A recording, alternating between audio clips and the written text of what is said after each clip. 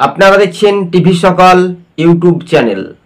2026-এর বিধানসভা ভোটে বাংলার মসনদ 294টি বিধানসভা আসন, কিন্তু যেসব এলাকাতে হিন্দু ভোট, সেটা বিজেপি না তৃণমূল না কংগ্রেস না সিপিএম না আইএসএফ না অন্যান্য রাজনৈতিক দল, এটাই নিয়ে একটা বড় প্রশ্ন।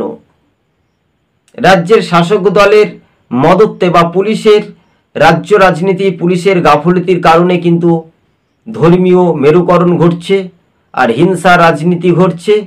এই ওয়াকফ বিল নিয়েও কিন্তু একটা রাজনৈতিক চাপানোতর।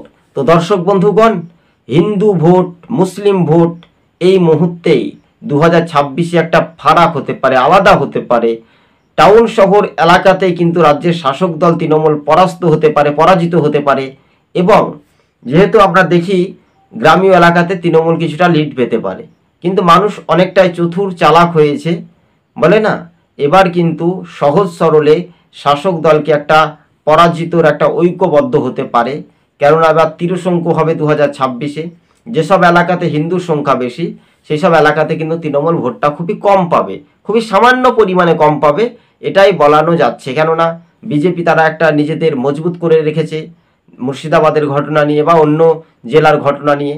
কার্যত এটাই আমরা সার্ভে রিপোর্টে তথ্য বিশ্লেষণ করে তুলে ধরেছি।